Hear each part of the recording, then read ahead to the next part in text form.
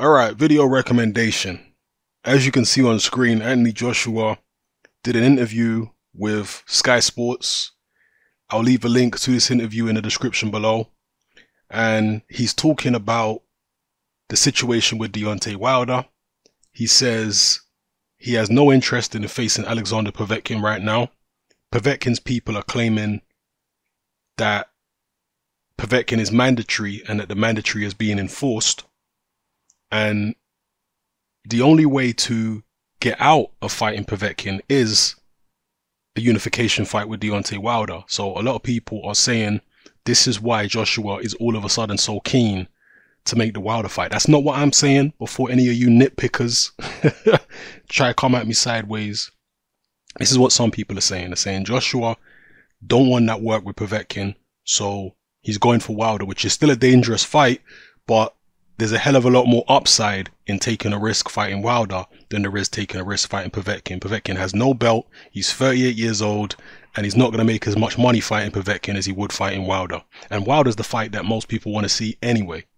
So as far as the offer that Joshua has made, he didn't release too much information or give too much information about the offer. He just said that it's a 2-fight deal and the first fight must be in the UK. And Wilder's team over the past few weeks have said they've got no issue having the first fight in the UK. So whoever loses the fight gets a rematch option. Whether it's Joshua who loses or Wilder who loses, the rematch is there for them. Joshua didn't talk about splits. He didn't talk about the exact amount of money that Wilder's being offered, but there are rumors circulating on the internet. I cannot confirm whether these rumors are accurate or not. I'm just telling you what the rumors are. There are rumors circulating on the internet that it's £12.5 million that Deontay Wilder's been offered, which is about, I guess, $17 million, something like that. 15 million, maybe 17 million. So it's way more than Deontay Wilder's ever got paid before. Way more. But a lot of fighters don't like accepting flat fees, because again, the rumor is that it's a flat fee rather than a percentage. A lot of fighters don't like accepting flat fees. They like getting a percentage, because if the promotion does really well, then the percentage might be a lot more than the flat fee. So, we'll find out from Deontay Wilder's team what they have to say about the offer, whether it's legit or not, whether there are any sticking points and things that Anthony Joshua's not saying, whether the £12.5 million figure is true, which is about 15 or 16, 17 million dollars, something like that. Go on Google currency converter and you'll see the exact conversion rate. So yeah, that's what Joshua's saying.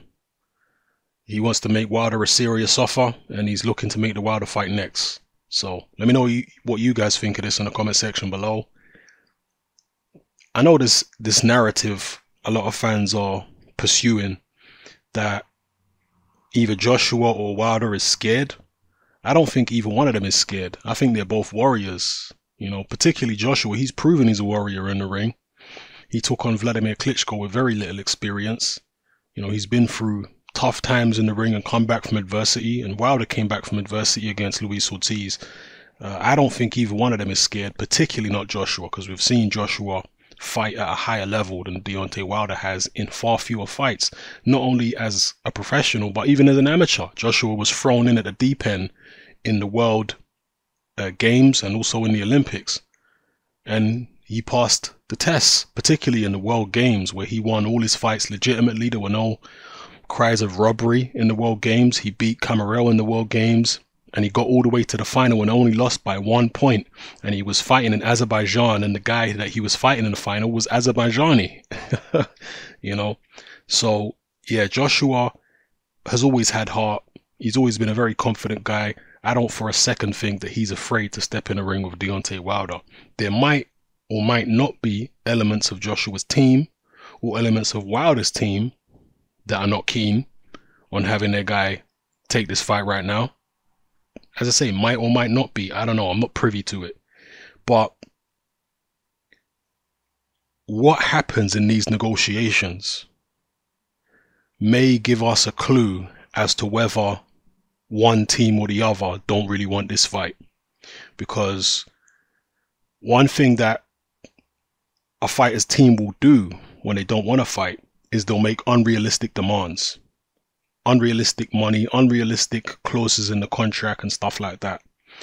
A recent example would be Derek Chisora when he was offered the fight against Joe Joyce. He said that he wanted, reportedly he wanted more money to fight Joe Joyce than he got when he fought Vitaly Klitschko. And that was a world heavyweight title fight. Ridiculous. Completely ridiculous. That basically means that Chisora's pricing himself out. He don't really want to fight. That's what it means. So, yeah, we'll see if that happens here with Joshua and Wilder. Hopefully it don't. Hopefully it happens next. And Joshua actually said that he's not looking to fight Povetkin anytime soon. He'd rather try push it back all the way as late as 2019, Joshua said. Yeah, 2019 before he's thinking about getting in with Povetkin. And, if he's going to fight twice a year, then a Wilder fight this year, and then next year maybe Povetkin if Povetkin's still hanging around. And again, the only thing which can get Joshua, as far as I'm aware, according to the rules, the only thing that can get Joshua out of fighting Povetkin next or fighting Povetkin soon, if Povetkin really is mandatory, is a unification with Wilder. That's it. So yeah, let me know what you guys think of this in the comment section below. It's happening. I'm out.